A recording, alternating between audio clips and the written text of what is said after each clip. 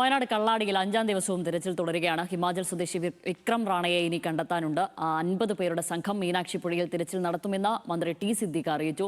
സർക്കാർ നിയോഗിച്ച വിദഗ്ധ സമിതി ഇന്നോ നാളെയോ പരിശോധന നടത്തുമെന്നും മന്ത്രി വ്യക്തമാക്കി. ഹിമാചൽ സ്വദേശിയായിട്ടുള്ള വിക്രം റാണ, അദ്ദേഹത്തിൻ്റെ മിസ്സിംഗ് ആയിട്ടുള്ള സാഹചര്യം പരിശോധിക്കാൻ വേണ്ടിയിട്ടുള്ള എല്ലാ സംവിധാനത്തോടു കൂടിയുള്ള പരിശോധന ഇന്ന് നടക്കുകയാണ്. 50-അംഗ ടീമാണ് ഇതിനു വേണ്ടി നേതൃത്വം കൊടുക്കുന്നത്. ഈ പരിശോധനയിൽ നമുക്ക് കണ്ടെത്താൻ പറ്റും എന്നുള്ളതാണ് ലഭിക്കുന്നതായിട്ടുള്ള NDRFൻ്റെയും അതുപോലെ പ്രാദേശികമായിട്ടുള്ള ആളുകളുടെയും ഒക്കെ ചില നിരീക്ഷണങ്ങൾ വന്നിട്ടുണ്ട്. അതിനനുസരിച്ചതായിരിക്കുന്ന ടീം ബിൽഡിംഗ് നടത്തി പരിശോധന പുരോഗമിക്കുകയാണ്.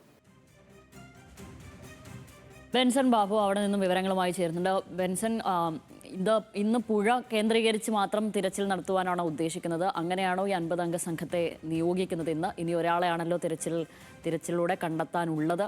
അവിടെ എങ്ങനെയാണ് കാലാവസ്ഥ? മഴ മാറി നിൽക്കുകയാണോ? തിരച്ചിലിന് അനുകൂലമായ ഒരു സാഹചര്യം തന്നെയാണോ ഇന്ന് അവിടെ ഉള്ളത്?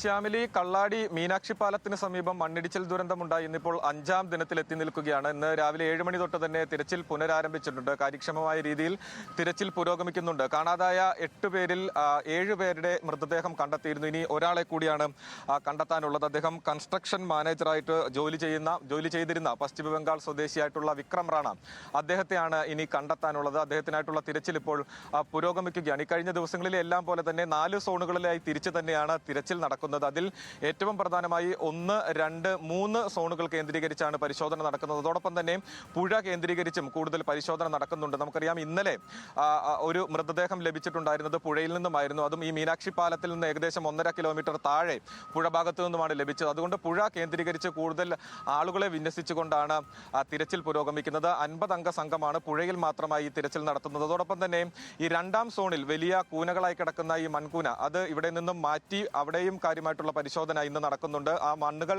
ഇവിടെ നിന്നും ചൂരൽമല ഭാഗത്തേക്ക് കൊണ്ടുപോയി അവിടെ ഡംപ് ചെയ്യും എന്നുള്ളതാണ് മന്ത്രി ടി സിദ്ദിഖ് നേരത്തെ പറഞ്ഞിട്ടുണ്ടായിരുന്നത്. അങ്ങനെ ആ നിലയിൽ തിരച്ചിൽ കാര്യമായി തന്നെ പുരോഗമിക്കുന്നുണ്ട്. അതോടൊപ്പം തന്നെ ആശുപത്രിയിൽ കഴിയുന്ന ആളുകളുണ്ട്. 7 പേരാണ് നിലവിൽ പരിക്കേറ്റ് ചികിത്സയിൽ കഴിയുന്നത്. അതിൽ 2 പേരുടെ നില ഗുരുതരമാണ്. പക്ഷേ അതീവ ഗുരുതരമായിട്ടുള്ള ഒരു സാഹചര്യമൊന്നുമില്ല. മറ്റ് ശസ്ത്രക്രിയകൾ ഉൾപ്പെടെയുള്ള കാര്യങ്ങളെല്ലാം തന്നെ അവരുടെ പുരോഗമിക്കുന്നു. അത് കഴിഞ്ഞു.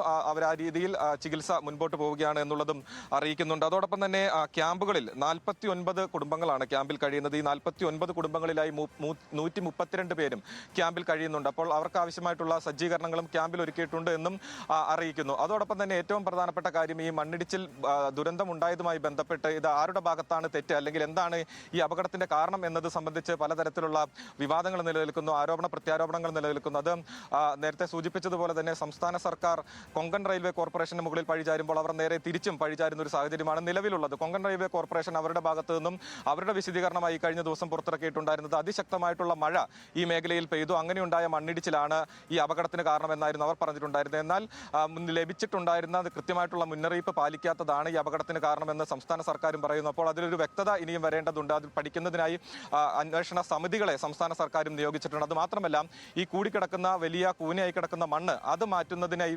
പരിശോധിക്കുന്നതിനായി, അത് മാറ്റുന്നതിൽ ഏതെങ്കിലും തരത്തിലുള്ള അപകട സാധ്യതയുണ്ടോ എന്നത് പരിശോധിക്കുന്നതിനായി ഒരു വിദഗ്ധ സംഘത്തെയും നിയോഗിച്ചിട്ടുണ്ട്. അവർ ഇന്നോ നാളെയോ എത്തി അത് പരിശോധിക്കുമെന്നുള്ളതായിരുന്നു മന്ത്രി പറഞ്ഞിട്ടുള്ളത്. അതോടൊപ്പം തന്നെ അപകട കാരണം പഠിക്കുവാനും ഒരു വിദഗ്ധ സമിതിയെ നിയോഗിച്ചിട്ടുണ്ട്. അവരും അടുത്ത ദിവസങ്ങളിൽ തന്നെ എത്തി പരിശോധന നടത്തും. അതോടൊപ്പം തന്നെ കൊങ്കൺ റെയിൽവേ കോർപ്പറേഷന്റെ ഡൽഹിയിൽ നിന്നുള്ള വിദഗ്ധ സംഘവും ഇവിടെ എത്തി പരിശോധന നടത്തുമെന്ന് അറിയിച്ചിരുന്നു. അവർ ഇന്നലെ എത്തുമെന്നായിരുന്നു അറിയിച്ചിട്ടുണ്ടായിരുന്നു. പക്ഷേ ഇന്നലെ എത്തിയിട്ടില്ല. ഇന്നും എത്തുമോ എന്നതിലൊരു വ്യക്തതയില്ല. അവർ എപ്പോഴും എത്തുമെന്ന കാര്യത്തിലൊന്നും വ്യക്തതയില്ല. അപ്പോൾ ആ നിലയിലാണ് ഈ പരിശോധനകൾ അടക്കം പുരോഗമിക്കുന്നത്. ഇന്നിപ്പോൾ കാലാവസ്ഥ അനുകൂലമായിട്ടുള്ള സാഹചര്യമാണ് ഉള്ളത്. ശ്യാമിലി, ശരി, ബെൻസനാണ് അവിടെ നിന്നും വിവരങ്ങൾ നൽകിയത്.